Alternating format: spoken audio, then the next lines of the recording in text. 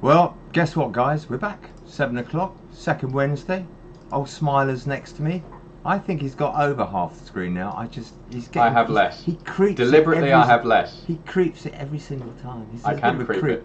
Yeah, I know. We know that. You did it the other day. Your mother was very pleased that you were on 7/8 and I was on an 8. I was a little stick figure in the edge. So it's been busy. It's getting busier. The weather's a bit nicer, which means I do come out of hibernation in this type of weather. It's a bit nicer to get out there and do a few rescues, which we've been doing recently.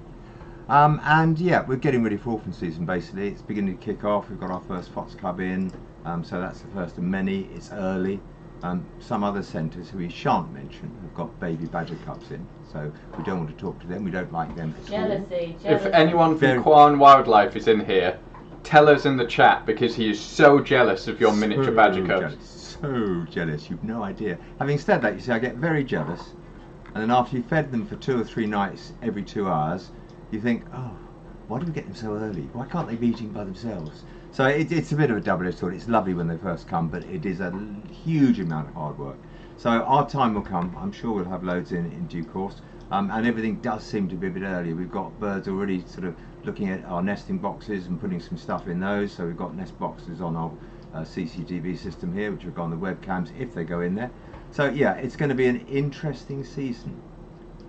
Nearly post-COVID. Well, let's hope.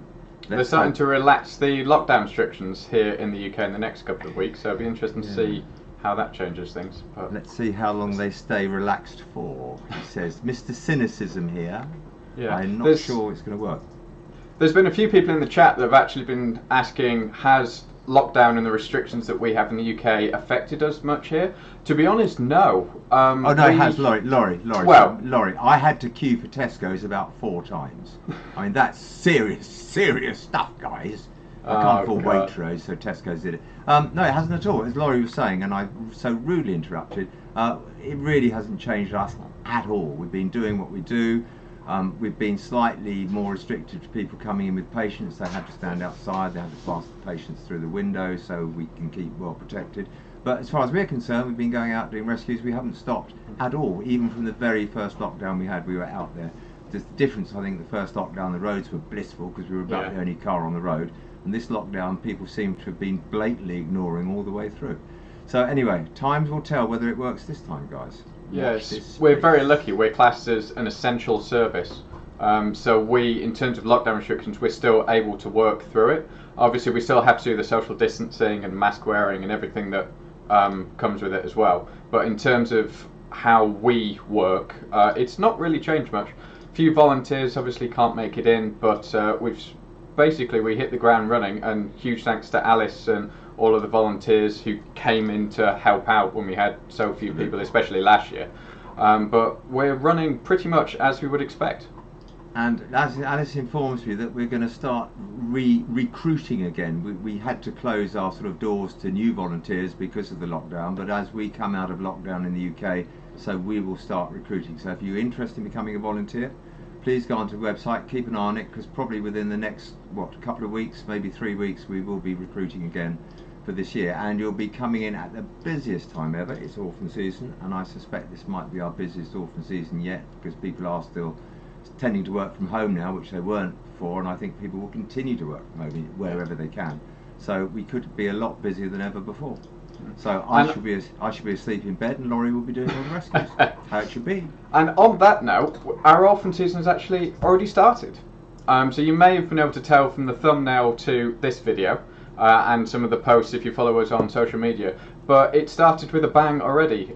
Last time our Orphan season started in early March. I think the 4th of March was our first fox cub. But we've already had our first fox cubs of the year. So this is how they arrived. They were transferred to us from a domestic veterinary practice. Both very, very cold, very, very sort of thin, and unfortunately one of them, despite all efforts, didn't make it through the night. She really wasn't doing well the next morning, and post-mortem suggested that she'd had a number of issues for quite some time and just really wasn't doing very well, poor thing. But her brother is doing really, really well at the moment. He originally came in with a small eye infection, but that has quickly been treated. and this is him just a few days ago, looking a lot bigger, a lot more orange. He's currently in our orphan unit at the moment. Very, very restricted in there. We only allow certain people in just to make sure that we keep human contact to an absolute minimum. No talking, no touching, none of that at all. But he's doing really, really well. Is eating us out of house and home and putting on quite a lot of weight every day. But yeah, it has started. We have had just a few comments because obviously when we get young fox cubs in like this, we don't like getting one, we're desperately trying to get another one. So if any centres in the UK not too far from us have got a singleton and they don't mind it coming here, that would be absolutely great, because I like to have at least two, because then they're with them so they're not getting used to people. We keep our contact to a real minimum, and my language does go a bit off the record when I see people stroking them, which we did see one this year. We had to have very stern words, and you don't get warned twice, I'm sorry, here. They've got to be kept away from people. So another one would be really great, just to give them something to do. But we also feed as natural a prey as we can. Now, we've had one or two comments, people have been emailing us in, because if we get a pigeon that sadly is not going to make it, or something that's not going to make it, we do put it in with a fox cub, because that's what he's going to see as he grows up. Mum's going to bring him back to him, and he's going to eat pigeon and all sorts of things with a bit of luck. I mean, that's certainly not pigeon. That looks like pate to me. Yeah, that's puppy moose, that one. A little piglet. He is a little piglet, that fox cub. But no, he's doing well. He will be fine. He'll be one of many. Probably 40 or more by the time we get deep into orphan season. So yeah, he's the first, and more to come, as we say. And he's not just the only one that we've had. So he's the only fox cub that we currently have. We will expect a lot more of those, as Simon said, to come over the next couple of weeks to months. But we've also had one of these guys. So this is an Egyptian goose, a baby Egyptian goose, an Egyptian gosling, treated under license. But that one arrived with us about a week and a half-ish ago, and is growing at an absolutely exponential rate on that one. So it has begun. It's the first of the baby birds, really. We do have a lot of squabs, or baby pigeons. They tend to breed at any time of year, though, and I think it won't be too long before we start to get the first really tiny baby birds, sort of robins, blue tits, great tits, things like that. And that, to me, is always the sign it's starting to get busy. Just one quick note on the Egyptian gosling: you do need a license to release those back to the wild. So we do have a license. We have a certain number we're allowed to release back each year. So we are fully legal, which makes a change for us, really. Yes, so over the past couple of weeks here, it has been quite busy. It's picking up very quickly. So winter's usually our quiet season.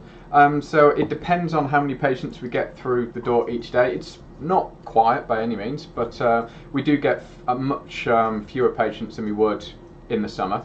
And that has been steadily going up over the past couple of weeks. So, as you have it written in front of you, before you say any more on this, would you like to go through what we've got in? I'm looking down at the paper right now. We've got a fox cub, Lawrie. Look, it says at the top, fox cub. Oh, we've done that. We've talked about the fox cub. We have a mallard with a bone infection in its foot, which I didn't know was in, so it just shows how updated I am. But there he is. Cute little thing, but he had a nasty infection in his foot, which I guess is now under control. It is, yes. It's currently being treated, thanks to the help of a few sort of experts in the field who've given some really useful advice. We're very lucky with our experts. We've got so many vets we can call on for all sorts of things. You know, if we've got a joint problem or a bone problem, we've got one vet. If we've got an eye problem, we've got another vet. We've got some very, very knowledgeable wildlife vets around. So, you know, if we don't know something, sometimes a lot of people come to us, but we also sometimes just need to take advice, and it's rather nice just to double check yourself. We think we know a lot, but it's rather nice just to run things past other vets, because the more we all talk to each other, the better our treatments will become, the better our diagnosis will become. So we do that all the time. In fact, we were busy back and forth sending x-rays of it was a badger, wasn't it? Yeah, a badger too. Sadly, it didn't make it, but it was a badger which we couldn't really decide. It's very hard sometimes. Sometimes it's clear cut. You know you can't get something back to the wild, so it's put to sleep. But this badger had, it looked like broken legs. The x-rays weren't very brilliant in the first take, but then they got better on the second ones. And we sort of talked to 2 or 3 centres, and they were looking at it going, a bit 50-50. And in the end, after 4 or 5 days, he wasn't using, so he had 2 legs bad, one front, one back. You know, we normally say 2 or 3 hits and it's out. So if it's one thing, we can usually get it right. If it's 2 things, it gets very tricky. And if he was off, obviously, opposite legs, as it were, he just wasn't going to make it. So sadly, he was put to sleep. But again, you know, we all talk. We talk to expert vets. We talk to other wildlife centres. We get a general consensus. It makes us more confident of what we're doing as well. You don't feel that you're trying to play God or not trying to play God, whichever it is, and you can go from there. So sad story, but it's good to talk. What else we had, Lawrie? We had a young rabbit. We've had quite a few rabbits actually. So this is the youngest of our new arrivals. Not a baby, but definitely not an adult yet. This one was unfortunately caught by a cat. And as with any animal that is caught by a cat, it does need a precautionary course of antibiotics, just in case. Cat saliva is full of bacteria, and if there's even the smallest wound on it, on the animal, they can have a massive bacterial infection that is quite often fatal. So just in case, if your cat has caught a rabbit or a bird or anything like that, just take it into wildlife rescue, get it a course of antibiotics, and we can get it back to the wild as soon as we possibly can. Some of them can actually go back out the same day, especially if we have long-acting antibiotics as well. We can get them back out the same day. Usually it's about a 3-day course, I think, it's needed. Yeah, absolutely. Sorry, if I keep looking away from you guys, it's because I'm looking at the CCTV to see what's going on in case something exciting happens, and we can tell Lawrie to go live now to the CCTV. We do have a camera on the CCTV monitor at the moment, so as soon as anything happens on there, we have a number of cameras. All of our pens have CCTV in them, so as soon as we see anything interesting happening in any of the pens, we will hopefully be able to bring it to you live. You're giving me a look. That's because Laurie's in control, and yeah, I'll give it a 50-50 shot on that one, Brayley. It's like the only time I ever am is when we go live. It's I'm milking it for all it's worth. Very nervous when we go live. We'll try to go live. So we've had that adult rabbit we've had, which was released. That came in and went out. Yeah, it was fine. The badger, you went out to. Did you go out to that one? You did, didn't you? The rump-wound one. No, so the rump wound one, no, that was caught by Pete, one of our volunteers, one, and was brought in. So at this time of year it's the badger breeding season as well as the fox breeding season, and we often get, especially male badgers, with large open wounds on their rump, and it's from territorial fighting. So we see a lot of those. They look horrible, but are usually relatively easy to close up if given time. And the most recent one, which if you were in the last live stream that we did, we mentioned a lot more about this. He has now gone back out to the wild, so Pete took him back to where he was found and released him once again. So thank you very much to you, Pete, on that one. Did a great release, took a picture of it, but his spotlight was right in front of the camera, so all we saw was a white out. So sadly that badger went off into the bright white light. But no, he went out fine. He went out to exactly where he was found with an adult animal. We tried to take it back where it was found, providing it's not in some stupid place, and he did go back to exactly where it was found, so that went very well. And then we had a buzzard in with capillaria. Yes, we did. Just quickly before we get on to that, we've had a few people ask on our main channel videos over the past couple of weeks why it's so vital to release things like foxes and badgers and things like that into the area that they were found in, even if it's in the middle of a city or somewhere that we wouldn't necessarily think of as an ideal habitat for any of these animals. So why do we do that one? Because we feel like it, really. It's I knew you'd do that. Obviously, with animals that are found in rural areas, they need to go back to rural areas, and they know their area. If it's an adult animal and it's been in that area for 2 or 3 years or any time at all, really, it knows where it is. It knows where its food sources are. It knows where it's safe. It knows hopefully where it can cross roads and where it can't. So we do tend to release where it is, even if it's an urban animal. Exactly the same, actually. Urban animals, not ideal, obviously, but you know, we take away all their habitat all the time.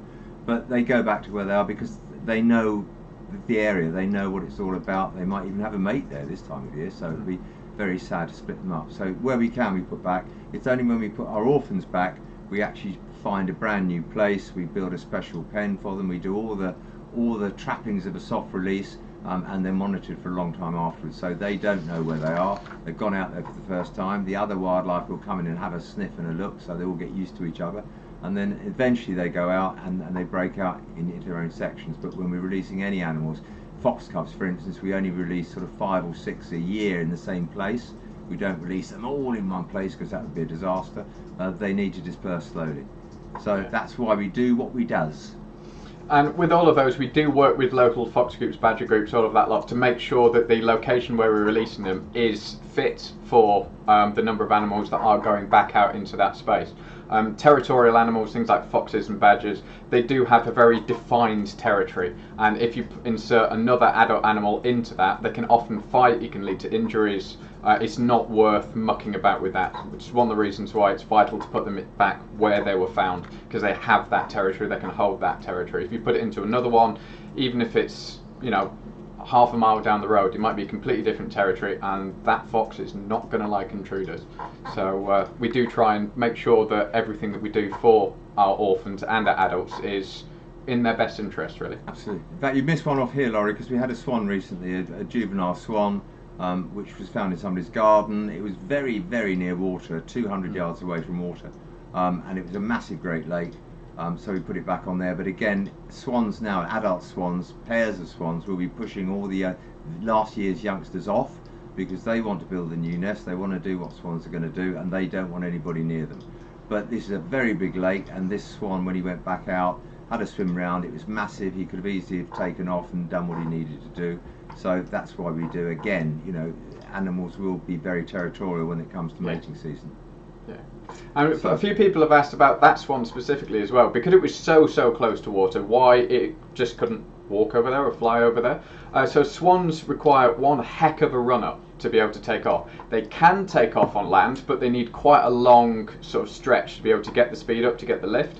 On water it's a lot easier. So if you're wondering why we do a few collections, whether in the middle of a road or in someone's garden or something like that, it's because they can't take off from there, and especially if it's fenced in, they won't be able to walk back to water, and if they do, there's risk of roads and other things like that. So it's always easy just to catch them up and put them back on the water. It just gives them a bit of a helping hand.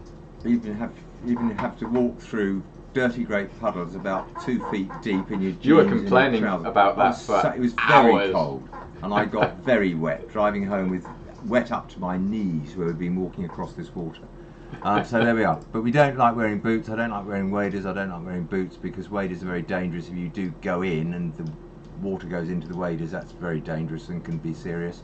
And with boots on, it's not nearly so easy to walk across anywhere with boots on. So if you've got a pair of shoes on, at least you can feel what you're doing, and you can sort of do what you need to do, and you can always dry your feet off when you come home, I reckon. Can't you, Lawrie?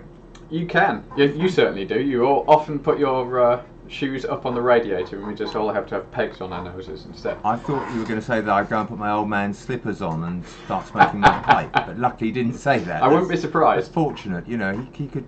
His job's very, very, very, very. It's on a balance. His job all the time here. You know, no, he has. We had a bet about 6 months ago where he said if I could fix a problem he was having with a bit of machinery, I would get a year where he wasn't allowed to fire me, and managed to do it. So I think I have about 6 months left here before everything that I've done in the past 6 months builds up.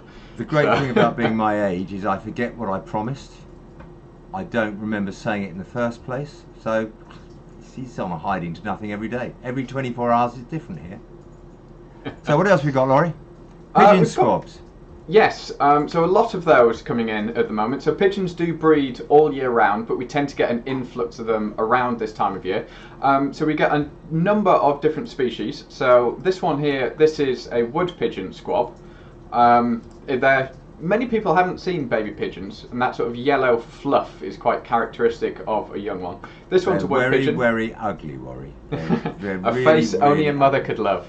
Yeah, that's what your mother said about you, actually. Yeah, it's quite accurate, to be honest. So this is a wood pigeon. We also get feral pigeons, and we get collared doves as well. So all of those, we have a whole load of incubators up at the top of the centre, and they'll grow up in there. Birds have the most ridiculous growth period of any animal we get in here. We can have a blackbird that goes from the egg to fledging in 14 days, which is absolutely remarkable. Especially considering we need 18 years to be considered an adult, and they're ready to fledge the nest. I'm 68 years on, and I'm still not fledged yet. You know, it's you are the most immature person at the centre. I'll give you that. Yeah, I'm trying to decide what I want to do when I grow up. I'm trying to decide what I want to do for a real job, but still haven't decided yet. I will decide one day. So quite a few comments have been coming in via the various chats over the past couple of minutes, so thank you very much to anyone who sent in a comment or a question. If you do have anything you want to put to either myself or Simon or anyone else, just dump it in the comments. Abby's watching at the moment and we'll try and get to it as soon as we can.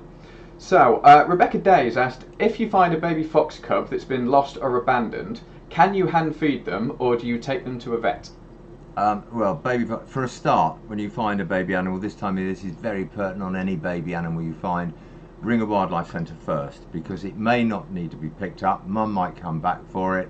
If it's a bird, baby bird, you might be able to pop it back in the nest. I mean, ring us for advice, because every single situation we get is different.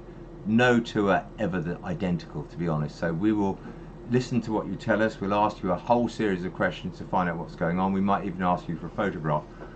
But then we will decide the best way. So a young fox cub, for instance, Mum might have been moving them from one earth to the next. She might have dropped one down or put one down, but she'll likely come back for it.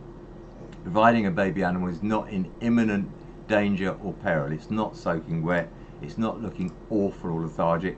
Just make time to give a centre a ring, have a chat with us, or any wildlife centre that you ring, and we'll try and advise and do the right thing. When we started Wildlife Aid all these years ago, my God, when I had hair and was young and didn't fall over so much and wasn't so wrinkly, we took everything in. We just sort of said, yeah, bring it in, bring it in, bring it in. We've learnt over the years, and this is for two reasons. A, we get so full up if we do that, but B, a lot of instances we can get something back so it's staying with its parents, staying where it should be, which saves us work, but is far better for both the baby and the parents as well. So our receptionists are so highly trained. There's a book which scares me because it's so thick that they need to understand and read before they come and work with us. But we've got a great selection of answers. It is literally a tome, I use that word lightly, where we know the questions to ask, we know what to look for, we know what to do, and then they can come and refer to us if they need to, because we've got even more experience probably because we do so much of it. But yeah, always ring first if you can. If something's obviously in the middle of a road, yes, of course it needs moving. If something's soaking wet and shaking or looking terrible, yeah, get it somewhere dry and think about it. Try to wear gloves, that's really quite important. Not for birds, but for mammals it's important to wear gloves, because the mum will not recognise the scent if it's had human hands on it. So again, be very careful. But yeah, give us a ring, we will advise what to do, but we try not to take anything in where we can't. We get quite a few calls often in the year where we won't go out and the people get quite stroppy on the phone, you know, well, won't you come, you don't care about wildlife. Yes, we do, and because we care about wildlife so much, we try to keep wildlife in the wild where it belongs. And we often, the lovely things I get is when you get the calls about 48 hours later or 24 hours later where they go, oh yeah, she came back and it was brilliant and it was all lovely. That's what it's all about, guys. Try to keep wildlife in the wild where it belongs. We tried it with Lawrie, didn't work. It's also, on that note actually, if you do find an orphaned or young animal that does need help, please try and get it to a wildlife centre as soon as you possibly can. Don't try and hand rear it or do anything yourself. The intention's good, I completely understand that one, but young animals require a very specific diet, no human contact at all, and most importantly the interaction with their own kind to develop properly. And if that's not given at the real early stages, it can have a hugely detrimental effect on their development and their welfare. So if you do find anything, please get it into a wildlife rescue as soon as. It's a lot better for that animal, and it vastly increases the chance of getting that animal back to the wild.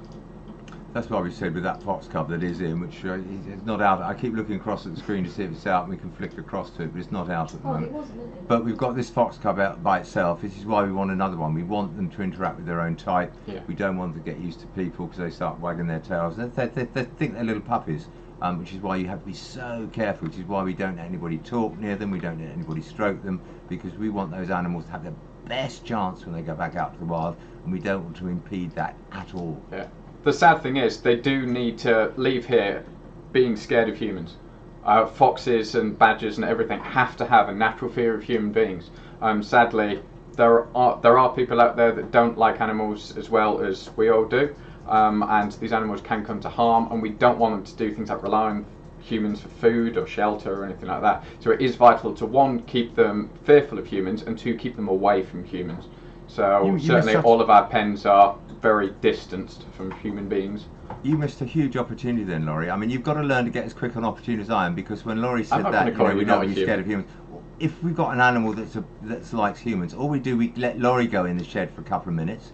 He looks at Lawrie and cowers in the corner. Now, you could have said that of me then. Your opportunity was there, you weren't fast enough.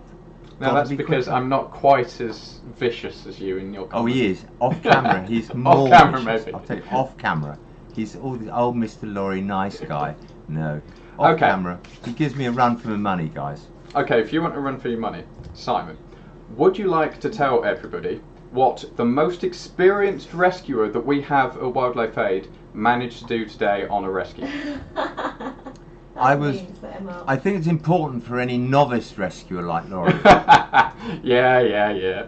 to understand the risks involved when you rescue any animal. You might think it's not going to hurt you or attack you. So, you know, we went out to rescue a buzzard. It went all very, very well. And I just showed Lawrie what not to do, because I thought it was quite important that he learnt this. And he's been taking the Michael out of me all day. Because, and it will continue. You go out and rescue something, and it all goes. Okay, I didn't know you'd done. So, well, Lawrie, I will let you now tell the story of Simon's poor finger.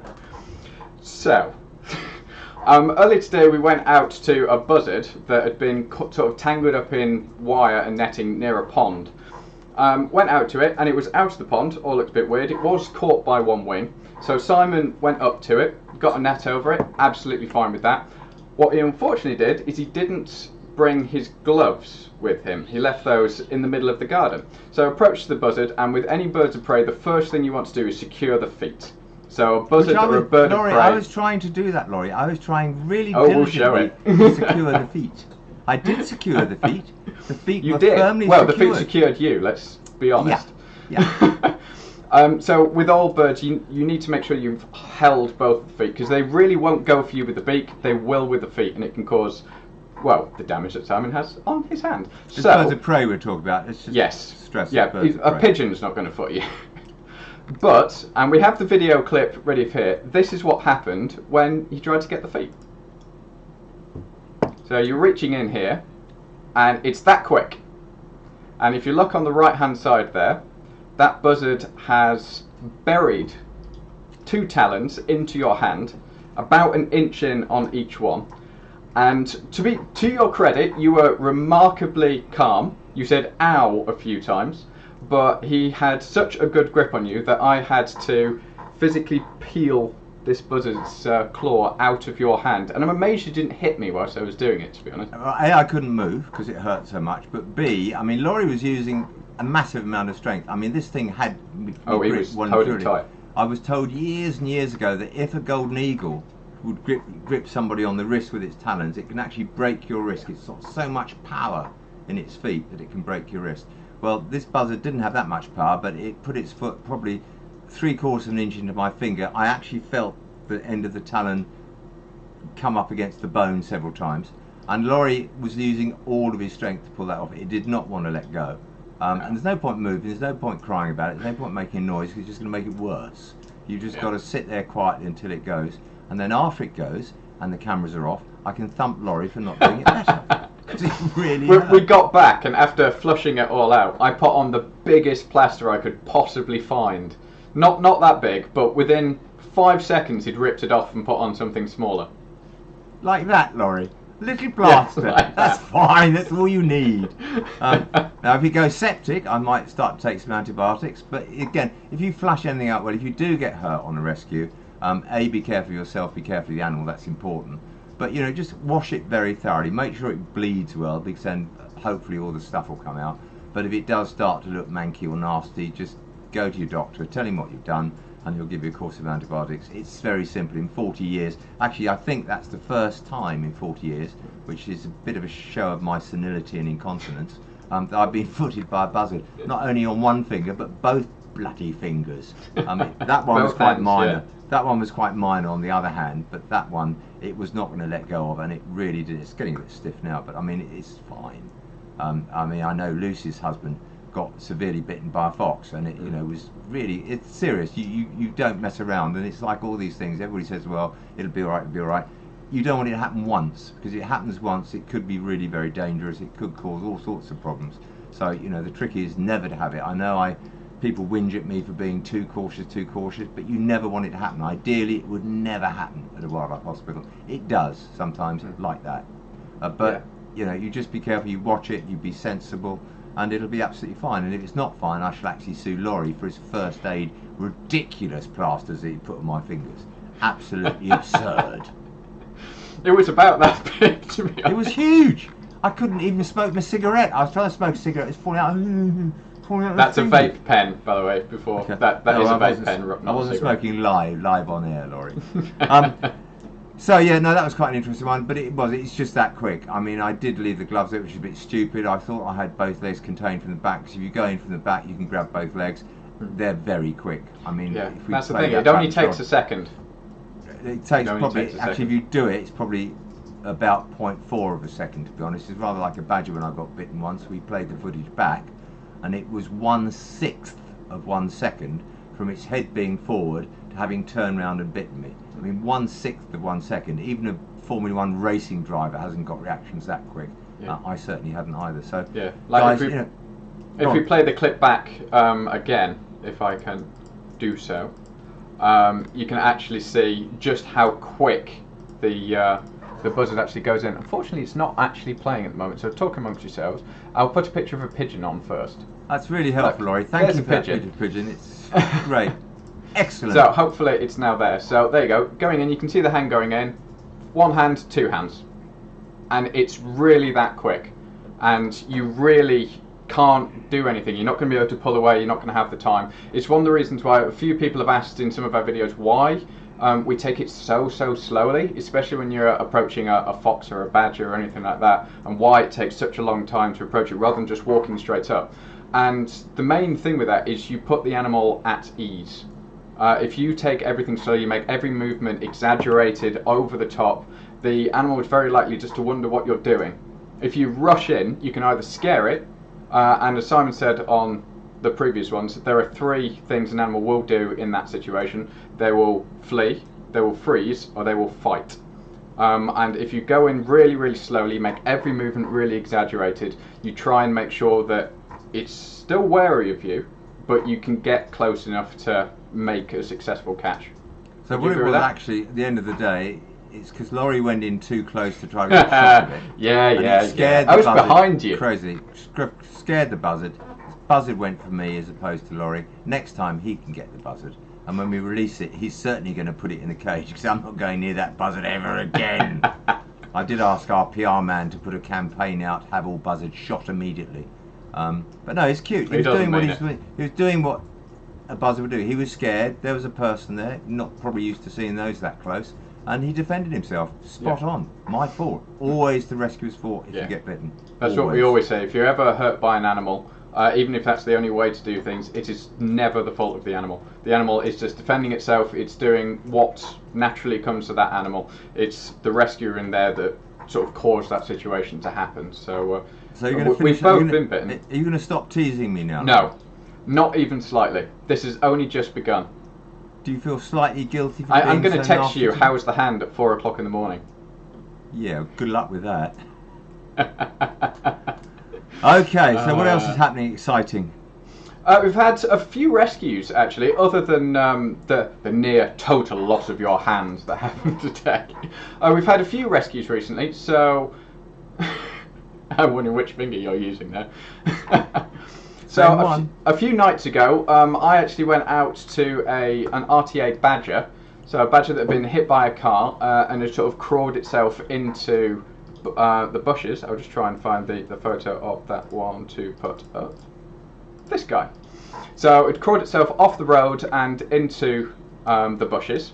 Luckily we were able to contain it, get it into the cage, took it back to the centre, and originally it was presenting with some quite nasty neurological signs. So a head tilt, only walking in one direction.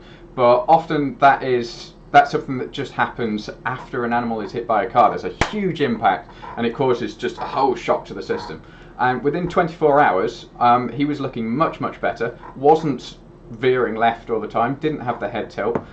Is still here. He's got a wound on the chin, just down here, and another wound on the head. But they're being treated well. He's currently up in our large flight facility, the one you might recognise from our other ones. If you flick onto that camera now, Lawrie, you can just see him at the bottom of the frame. That you cut as a grotty picture. I can see him quite clearly. Lawrie, you can't. So at the bottom of the frame is a badger, but it's a badger that's hidden under several layers of straw. Yeah, he's there. He's fine. But he's doing much, much better. I think he bloody has. He's really taken to mints. It's cost me a bloody fortune in mints at the moment. Little devil. Yeah, don't you look at me with that tone of voice, badger. But he's doing well, and hopefully it won't be too long before that badger can head back to the wild, which is quite nice. An animal that looked really, really bad when he first came in. It's amazing what 24 hours can do, really. So a few questions have been coming in over the past couple of minutes, so thank you very, very much for that one. Anthony has asked, what percentage of rescues result in a successful release back to the wild? What percentage of rescues result in a successful release? You can hear the cogs working. They are working. It's a bit of a difficult question. I mean, we would like to release everything, 100%. Animals that come in here, if you think about it logically, animals that come in here are probably pretty near death anyway, because you don't just go and pick up an animal or even a bird unless it's in big trouble. I mean, you don't get that close to it, it's going to scuttle off and do something or whatever.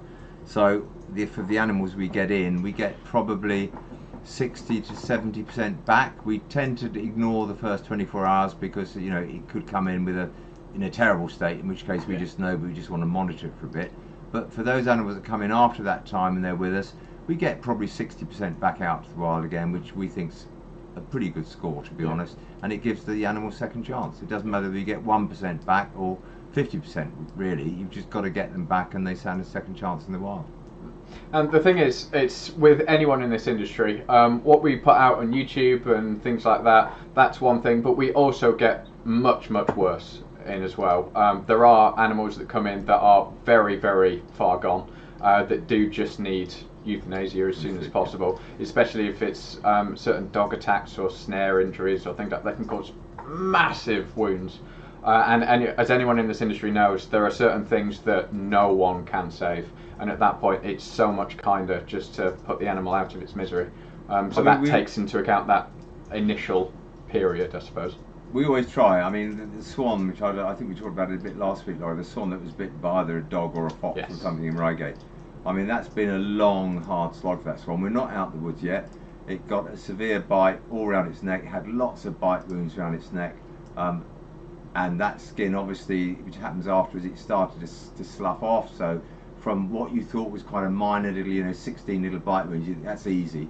But then all the skin in the middle goes necrotic, and you end up with probably a hole in the swan's neck, probably about sort of that big, which is quite large. It's got to heal, and it's got to heal by second intention, which takes a long time, because you can't really stitch that up, because you could be sealing the sort of poison and all the yuck into it. So you've got to heal from the inside out. So second intention, if you don't know that, that's healing that's done by the formation of new skin. So not something that you sort of suture closed and it's fine. It's waiting for new skin to form to close that wound. So it'll be with us for a bit longer yet. I mean, it's up on the top pond. Its wound actually started to look worse. As I say, your 16 little bite wounds turned into a dirty great hole. And it was all very exposed, but we've been keeping it clean, we've been keeping bandages on it, and again, we've got a great avian vet in a guy called Neil Forbes, probably the best avian vet in the world, to be honest, and he's been keeping an eye on it from a distance. We've been sending him videos and pictures, and we're just sort of keeping the treatment up that he's advising, and hopefully that will eventually go back, but it's going to be quite a long time before it gets away from here, I'm afraid. Paul has asked, why can't we do more sort of broken leg repairs or anything like that with deer? What is so specific about deer? There's a whole hour in this, which we won't go into now, but to cut a long story short, often the breaks on deer's legs are on the joints, which is nothing you can do with that at all, because that's just nobody could do it. It's very different from a domestic animal, because on a domestic animal you could fuse the joint, you could give it a massive long course of treatment, and physiotherapy and all this sort of thing, and the dog or the cat would be fine. With a wild animal, it's bad news, and with a deer, and particularly roe deer, it's a stress factor. So roe deer get something that's called capture myopathy if it's too close to people for too long or kept down for too long, and that all these factors have to be taken into account. Everybody thinks we make these snap decisions and, oh, you can't say that, we'll shoot it. There's 40 years of experience gone into this, guys. We do everything we can. If I'm worried, I will take advice from a couple of other people to make sure I'm not just being pig-headed or stubborn or whatever. So we do listen, we do take advice, and with deer, if it's a mid-shaft break, for most animals like a fox or a badger, it can be mended, and we have mended it. With deer, we found it just doesn't work because the stress factor gets so high that they just don't make it. Other deer are better, but sadly in Surrey we're predominantly roe deer. Muntjac deer we're not allowed to keep anyway. We don't have a license for those, and according to certain statutory bodies, there's no muntjac in Surrey. Yeah, there are a lot of muntjac in Surrey. There's a lot of muntjac in Surrey. So we just have to be very careful. We do what we can. We try to get everything we can back to the wild. We don't win them all. We're not perfect. We do try to be as good as we can be, but let's not brag. You know, we do make not mistakes, but there are things we can't cure, we can't heal. So we just try. We do our best. And for those of you who are wondering about capture myopathy, because you might have heard us mention it in quite a few of the videos, capture myopathy is effectively stress-related cell death, and once it starts, it's completely irreversible.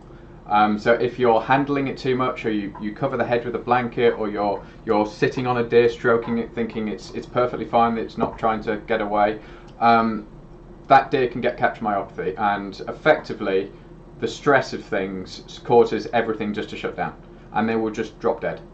And with roe deer, it's incredibly difficult to avoid that. It's why you've seen a lot of our videos, anything we have to do with deer, we'll do on the scene. If you have to get a vet out to do a stitch up, long-acting antibiotic and send it back out, that's what we'll do. It's just not worth the stress and the journey time of bringing them back to the centre to take them back out, because as soon as that starts, it is completely irreversible.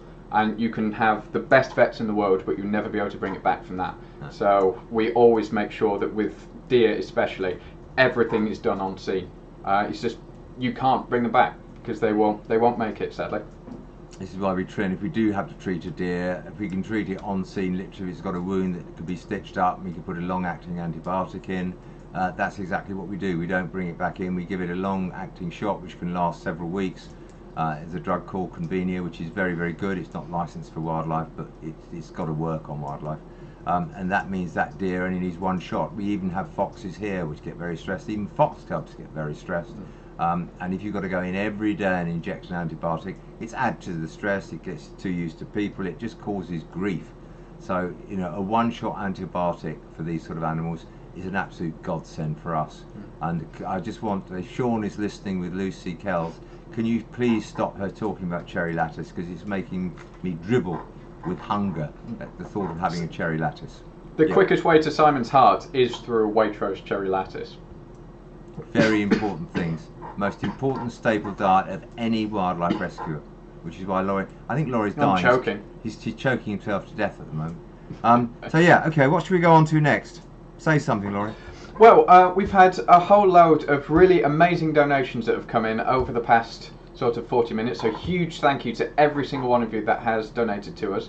As we say every single time, we're not funded by government agencies or anything like that. We rely absolutely 100% on the kindness of the general public, people like you guys, and we can only do what we do, as can any charity, thanks to your generosity. So huge thank you. Ryder Hook has donated €20, so thank you very much for that one. Anthony has donated £4.99 and put this week's donation to build a stand at the new centre for Lucy and Sean's camper van so they can come back to WAF. We'll have to make that happen. I think if everybody gave us a fiver for Simon's poorly finger, that would really help tonight. Tis but a scratch. Just one little £5 note for Simon's poorly finger. Mostly Sane has given us £10, so thank you very much. As a YCF has donated £5, but super job you're all doing. Huge thank you, that's very, very kind of you. Paula Shelton has donated $9.99 in US dollars, so thank you very much for that one. Alison Armstrong, £5, has put, sorry it can't be more, but I'm currently looking after my own wildlife. Keep up the great work, Simon, I'm loving your book. There you go. Thank you for that. There's $100 US just come in, Laurie. Have you seen that one? Just yeah, kicked in there has been an awful lot that's come in, so huge thank you to all of you. We do apologise if we can't get to your donation personally, but huge thank you. Emma has donated 100 Swedish krona. Thank you very much to you, Emma. Imogen, £3. Thank you very much. Alice Ceres Carroll, who is our office manager, has donated £5 and has put for plaster replacements. It's not just me that's going to be taking the mick out of you. It's going to need it. The size of the plaster I first put on. Worth £5. This poorly finger. It's Laurie's fault. Laurie put the camera in there. That made it get stressed. That's why it bit me. You can see from the camera angle I was behind you. Goes back to Laurie. Yeah. Off camera. You can't blame me. I can. I will. Anthony's donated another £1.99. Has put for a box of plasters for Simon. Everyone's going to be getting it. Everyone's going to be getting it. Just donate. And Alice has donated another £5. Has put for some extra gauntlets.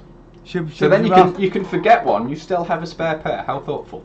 She should be asking for a pay rise next, won't she? I've donated all this money to charity. I can't afford to work here anymore. Blimey, $200 US, Laurie. Just hit the Angel screen. Help, thank you so much. That's incredible. Thank you. There's been so many amazing donations that have come in. So I will donate her my bandage, Laurie. I'm going to donate her my bandage for $200. That's just I think that's weird. Generous.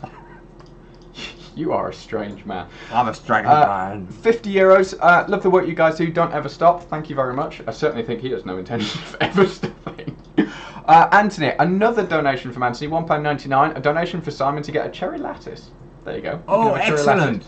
Yes. FXP1688, better known as Sven, who is amazing as always, has donated €100 and has put. Just donated another 50 now. Oh, Sven's just donated another 50. So that's probably for my finger. €5 for Simon's for poor each fingers, finger. €5 for each. Thank you very much, Sven. That all? €5 per finger, Sven. No, that's it's 50 very in total. mean. It's one per finger. I haven't heard we just had another. Yet. Sarah has donated £10 for Simon's finger as well. Simon's fingers. Sven has asked, did Laurie put Simon in a cage once I'd rescued him, or was it a rescue release on the same day? Actually, as we were driving back from the rescue, I phoned the vets and asked them to make up a fox pen for him. They didn't, unfortunately. Yeah. Everyone had a good chortle at it though. W. Heron. I'll just scroll back up because it's just reset itself. W. Heron has donated €20, so thank you very much. But thank you for your care. Hugs from Austria. I love Austria. It's a beautiful place. So thank you very much. I'm stuck in England. I want to go to some of these places. It's a lockdown. I want to go abroad again. As soon as we're out of lockdown, I need to go abroad again. I need to go all over the world, looking at wildlife all over the world. It would be so amazing. Trouble is, I'm going to have to take Laurie with me to film it, aren't I? That would spoil the whole trip. But never mind. Arnie's donated £5. Thank you very much for that one. Jeffrey's donated $10 Thank you. Swan motivated donation, but feel free to use it for anything you see fit. Thank you very much. That's very kind. And in Australia now, there's somebody watching. I've forgotten, Jeffrey, I think it was, watching from Australia. 3 o'clock in the morning. Jeffrey, are you mad? That's when you go to sleep. You don't watch some idiot, senile old wrinkly man and some youngster with the weirdest haircut you'll ever see in England. You're mad, man. You're living in one of the best countries in the world for wildlife. Enjoy it. Love it. A few people are saying, fundraising idea, we need to have you get bitten or clawed more often because there's a whole lot of sympathy donations. I think you should get, I will pay to get Laurie clawed. Oh, come on. I will.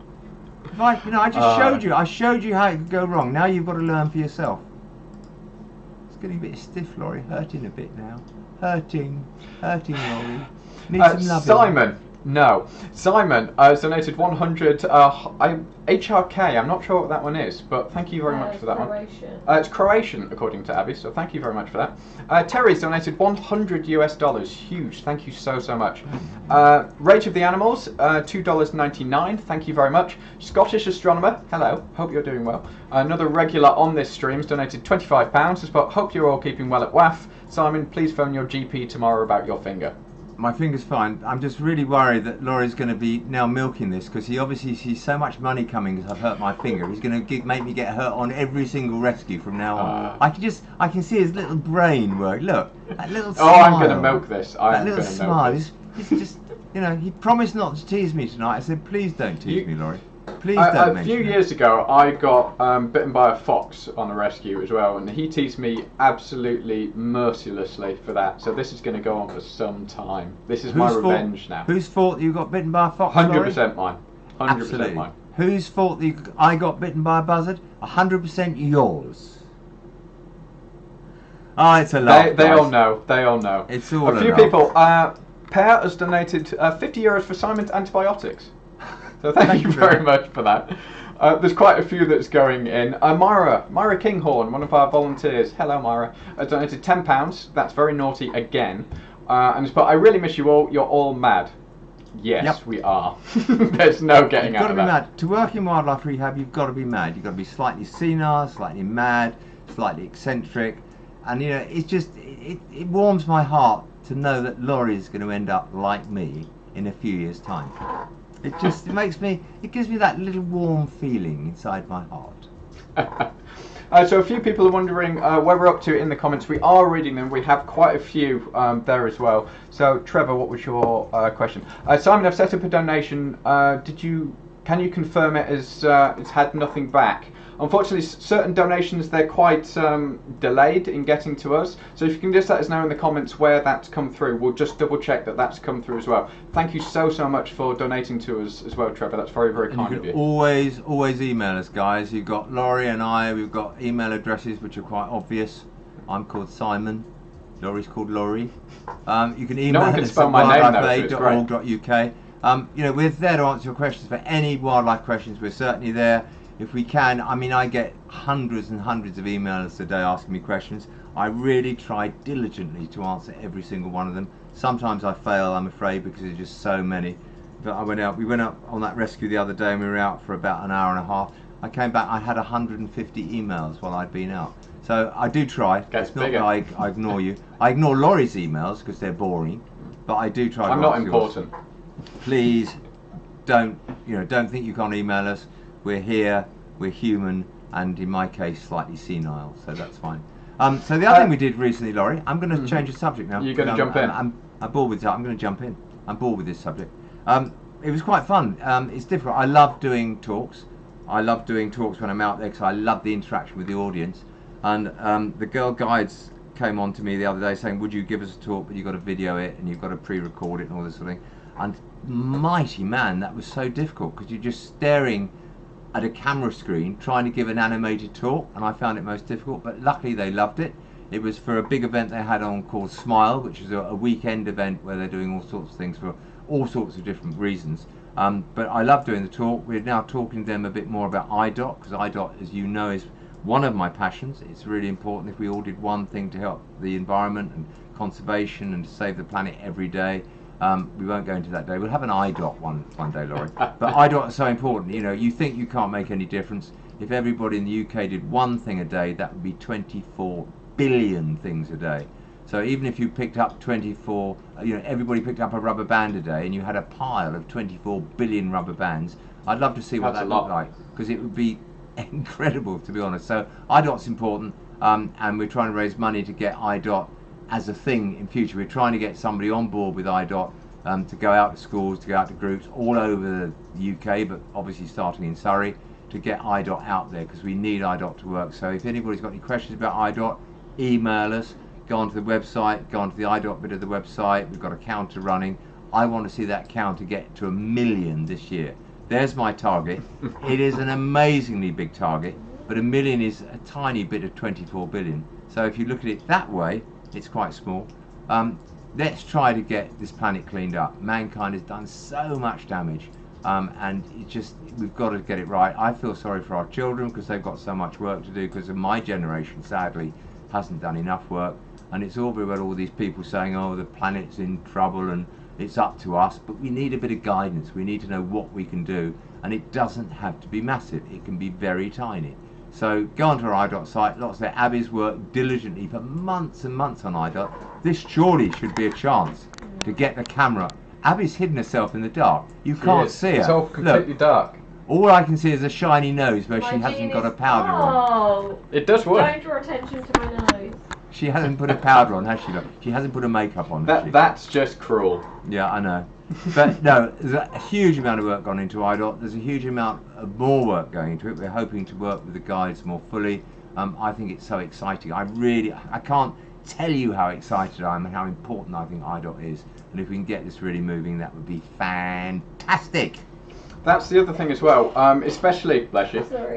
especially during the COVID times. We are still doing talks, but they're via Zoom or Teams or any one of those many platforms. If you are interested in having either Simon or Simon and myself do a talk, let us know. I think email Lawrie is should do some talks@wildlife.org.uk. Solo I've done talks one from solo Laurie. talk. If I you were at think Open Day 2 everybody years should- ago, I gave a Don't solo you talk talk. over the top of me. Laurie's going to do more I'm gonna mute solo you. Zoom talks. And he's now going to slide the screen across so I just disappear. No, I'll just mute you. Okay. That's cruel. That's just cruel, Lawrie. Everybody wants you. Nobody wants you. They don't. They want Let's you. be honest here. They want you. So what else have we got if to you talk are about? interested, please just email us talks@wildlifeaid.org.uk and we'll get back to you and see what we can do. So Or media, or Lawrie, or Simon, we are here, and just if you throw don't an answer email the address first at time, that. just send us another one, because I can accuse myself of being senile. So just keep pestering me, and I will answer it. I promise you. So we're coming to Orphan season. It's getting busy. There's lots of things on the Amazon wish list. We really need your help. There's lots of things we always ask for. Don't buy too many of them. Alice normally has a quantity and we take it off as soon as we've got it, but Amazon is so great for us. It saves us having to do an awful lot of work and things we need all the time.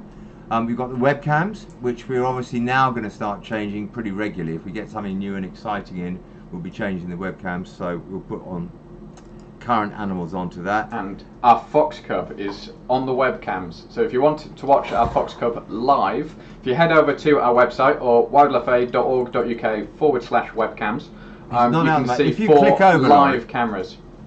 Click over for a minute, because the fox cub's not there. We can see, if you click onto it, you can see that he's not there. But if I click on there's the swan. Swan's come down for the evening because his pond's This is the being bite cleaned wound out. swan. This is the bite wound swan. You can see the back of his neck is quite, you can see it. All his feathers have gone from there. What else have we got on there? We've got so much going on all the time. We've got a duck in there. That's the mallard. Lonely. There's our treatment room, and Sally. There's Sally. Sally is supposed to go home at 5 o'clock in the winter, and now it is now 19:57, and she's still there. She's got an animal under anaesthetic because I can see all the circuit on. She needs a smack. She needs to not drive herself into the ground, because by the middle of autumn season she's going to be in pieces. So we've got reception there. There's Ron, who's been with us for 1.5 million years, and our receptionist. Receptionist is a great job here. If anybody wants to be a receptionist here, it is a great job. There's a lot of learning. You've got to get it right, guys. But it is a very responsible and important position. You've got Alice. Alice is never here. Alice, look at that. Alice, never in the office. She's gone home and she's in the chat. She can't go home. Alice never stops working, let's be honest. And I don't think she finished hoovering the office, Lawrie, because there's the hoover by the look of it. It looks as if You are going to get a slap, because she had no idea that you were going to bring this up. No, I know. So Sally's still working. The fox hasn't come out for his food yet. You mean Badger? Badger, that's the one. It's the black and white stripy thing. But yeah, I mean, we watch the cameras all the time, just for not only for the animal safety, but for the volunteers' safety and security. So lots of stuff going on. We've got all these cameras. Lawrie has them in his office. Alice has them. The vets have them. And we just watch them in case anything happens. In fact, the other day I was sitting here and I suddenly saw a fox fitting that had come in, so I could tell the vets within about 10 seconds of it fitting, they were up there trying to treat it. So cameras are important, and it also obviously doesn't stress the animal. We only go in if we need to. So we have cameras in basically every single pen. We have many cameras, I think 70 or something like that now, in every single pen, just so we can keep an eye on it. The big thing as well, if you're in with an animal, that animal is not going to behave naturally at all. So if you're trying to work out if it's still got a limp or anything like that, if you go in with it, they'll often hide that. they'll just run around as you normally are. With the cameras, you can watch them back, you can watch what they do overnight, you can see if they've eaten, you can see if they've moved. It's very, very useful for us to be able to monitor patients without actually being in there. And all of our cameras can be moved as well. If we need to move them around to see a patient down low, patient higher, anything, we can move everything around.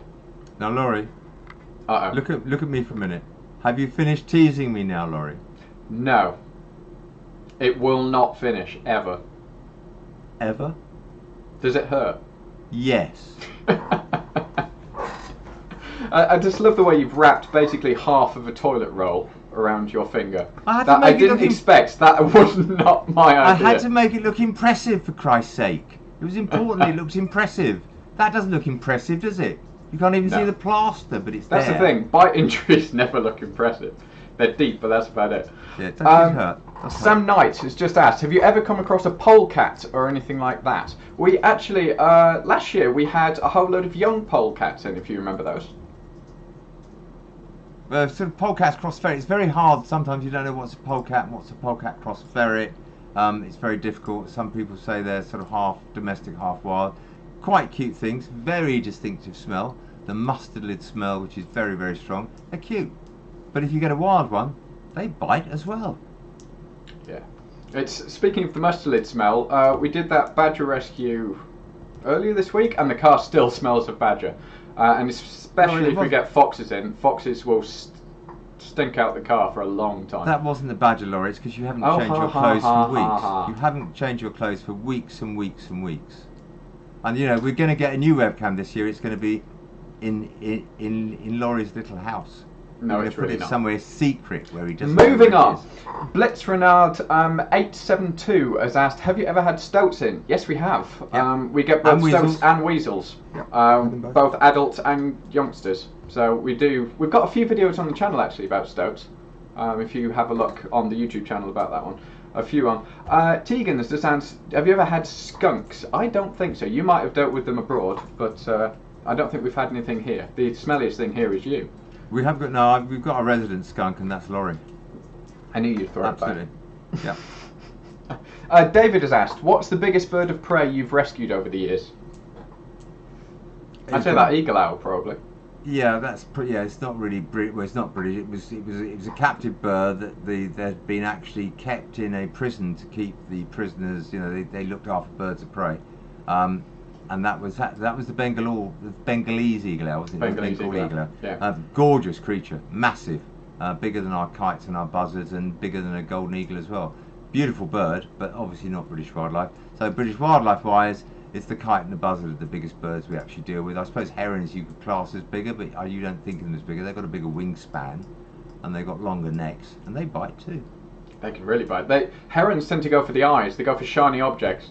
It's just, if you're ever dealing with a heron, we always wear safety glasses because they can really they will look for quickly anything shiny. peck They out will your peck eye. at anything shiny. And I do That's know not an what we want. RSPCA inspector years and years ago who lost an eye to a heron. So, as I say to our volunteers when something happens, you don't get often something like this. You don't get a second chance. So you know, you don't want to risk it, guys. You need to do it right first time. Yeah. A few people in the chat are saying, I'm getting brave. It's because I've still got 6 months left before he can fly me. That's as soon as that 6 months have gone, I'll be like, yes, sir, yes, sir. I had a question from a name that I'm so sorry, I cannot pronounce this at all. Hadewijch. I apologise for that one. Let us know in the chat if you're still here, how to pronounce that one. How often do you have to go out at night to do a rescue, and does it interfere with your free time and social life? We're talking to you or me? Because I just Both. sleep now. I go to bed now. I'm very tired. I'm getting very old. And if my phone rings, I think if it's Lawrie, I will answer it most of the time. If it's anybody else, I just ignore it. And then I listen to the message and think, oh, Lawrie can deal with that. We are on call 24/7. We're just actually going to have we can't have a meeting. We're having a Zoom meeting with some people at Wildlife Head who want to start being rescuers. And it's very difficult to start being a rescuer because you can't take them out on rescues with you, because we get a call and Lawrie and I have gone within 4 minutes and the people aren't necessarily here. Often on some of these rescues you can't take loads of people anyway, because you can't all sort of 50 people crowd into somebody's house to rescue a bird out of a chimney. So the only way really to learn how to rescue, and it's only a bit of a guide, is to watch some of our videos, because we've had probably over the years done about every single different type of rescue on our channel, and it gives you a clue. It is only a clue. Your rescue will not be the same as the one we did, will not be the same as the one we do tomorrow, but it gives you a bit of a feel. And I think the biggest thing I can say to anybody who wants to be a rescuer is don't rush into it. Go 100%. very slowly. So when you've decided to be one, you don't go in like a bull in a china shop, running around going berserk. Just patient. Sometimes, I will admit, as we say, no rescue's the same, you have to run it, because you've got one chance, you've got 10 seconds to get it before it does something that's going to be fatal, like that fox 21 stories up in a building in Sutton. We knew we had to get that first time. There was not going to be a second chance of that one. So you have to go very quick. Lawrie knows exactly what he's doing. He was brilliant on that rescue. I thought I had it. It wouldn't go in the grass, but it went to the side, and Lawrie was there with the net. Way before I'd even thought about saying, Lawrie, be ready, be careful, he's coming. He was there and he'd got it. It was brilliant. But yeah, sometimes you've got to be very quick. Most of the time, you can be very, very, very slow, and just one step forward, half a step back, gently at it. And this is when we have our meeting with all these would-be rescuers. Lawrie and I will be just drumming that into them time after time after time, because it's really important. And we go out to rescues. Lawrie and I go out to rescues. They're only supposed to go out to things that aren't terribly dangerous. But you go out to so many rescues. Oh, this animal's got 4 broken legs. It can't move. It can't do anything at all. You'll be quite safe to come out. I've done the broom test. It's not going to go anywhere. You get there and it runs off perfectly well on all 4 legs. So whatever you think you're going out to is not necessarily the case either. It's interesting world we live in, Lawrie, isn't it?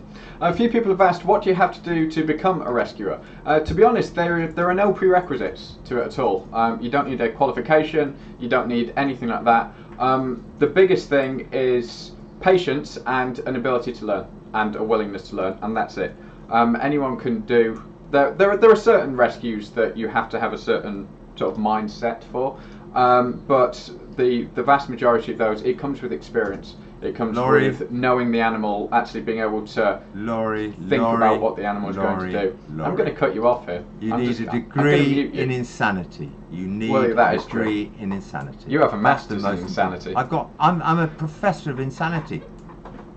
No, you do. You need to be slightly insane. You need to be slightly eccentric. But you just need to. I'll tell you, the one ingredient you need is regulated passion. You need passion. Without doubt, you won't do anything.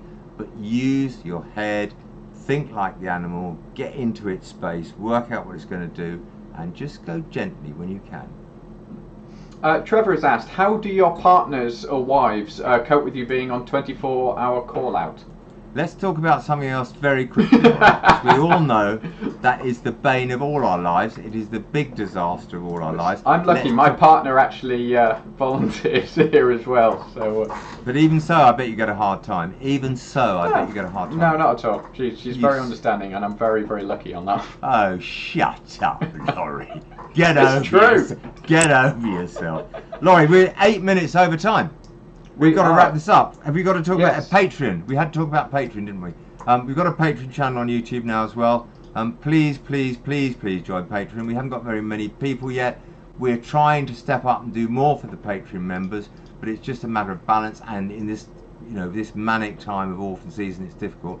But the more people we get onto Patreon, the more we will try and dedicate more and more time. And I will send Lawrie out doing special things for you Patreon members.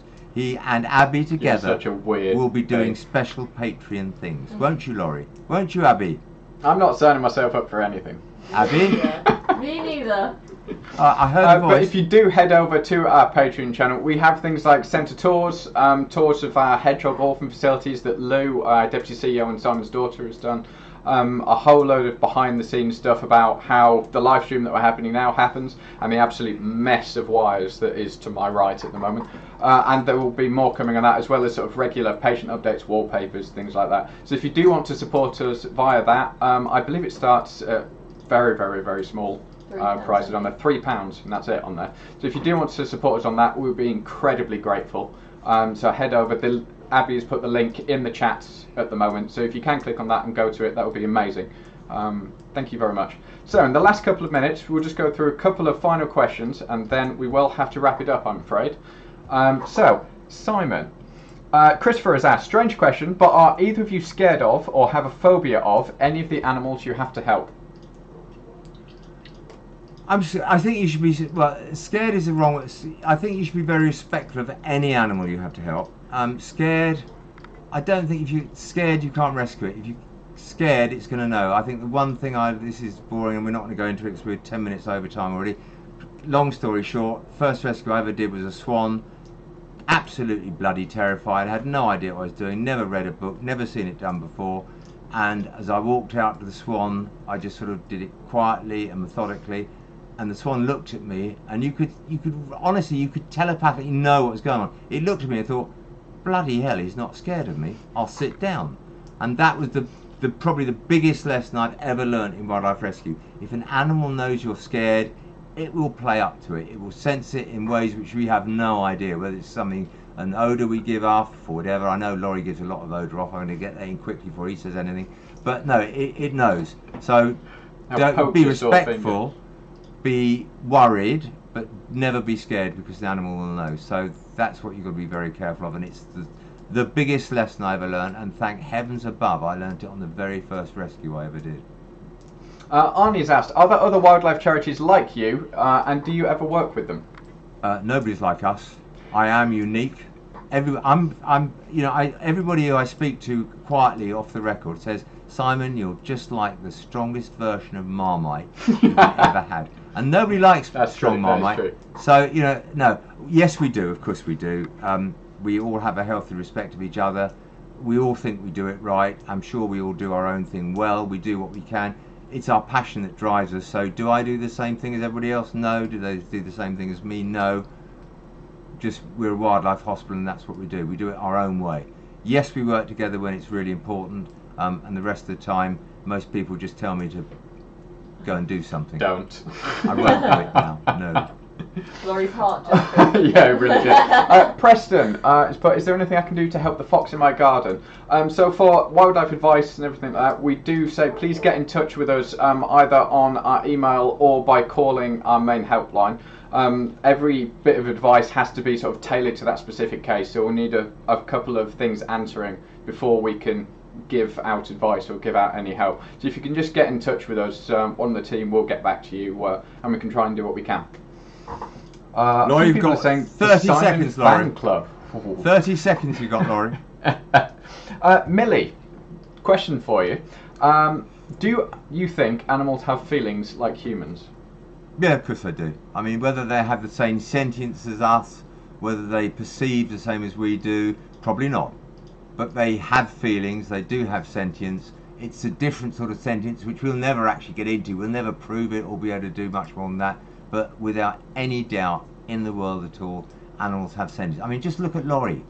He's got sentience. And it surprises me every day we work together. I'm going to poke your finger after this.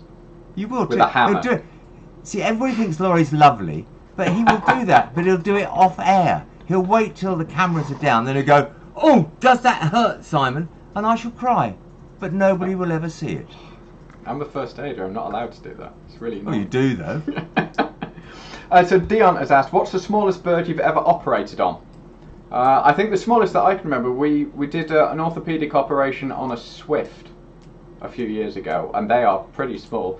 So bird bones tend to be hollow for a start, and with the really, really small species, they can be tiny, sort of matchstick thin. So I think the smallest that I remember is the orthopaedic operation on the swift, but you've probably got a smaller bird in mind. No, I haven't. I mean, obviously the gold crest is the smallest bird we've got. I'm sure we've done. We do get gold crest and fire crest, but it wouldn't be very. There wouldn't be a lot of operation on it. It would just be a splint job, to be honest. So yes, it is an operation, but it's not invasive. Lawrie, you've got 30 seconds. Last question of tonight. Question. James has asked, how far do your rescues take you from the centre, and what's the favourite part of your job? Releases has to be the favourite part. I can preempt that. No, actually, I don't. Yeah, I love releases, but the rescue of an animal which you know is going to die if you don't get to it, that actually has got to pip the post. Where you get something you think that's not going to live unless we rescue it now. That's got to be. Releases are lovely. Don't get me wrong, but the satisfaction of being able to do a rescue on something which you didn't think you'd be able to, or nobody else thought you'd be able to, that's got to be the be all and end all to me, I guess. And on that note, is the fox camera on yet? I don't know, Abby's been monitoring the camera. If you do, head over to our webcams and you can see if our fox is out on that one. He's not out, Laurie. Not out at the moment, but Fox will is overnight. sleeping. Check it out overnight. They are sort of more nocturnal than anything else. So unfortunately, that brings it to an end for tonight. Thank you all so much for all your amazing donations, your questions, and just for generally supporting a bunch of mad people that want to help wildlife. So thank you all so much. We'll be live again at the same time in 2 weeks' time, so it's 7 o'clock on YouTube and on Facebook, and hopefully we shall see you there. If we haven't managed to get to your question, I'm sorry. We'll try and get to it in the next one, so do tune in if you can. Thank you very much, and would you like the last word? No, I'll have a second. I'm going to say good night, everybody, and Laurie's going to say...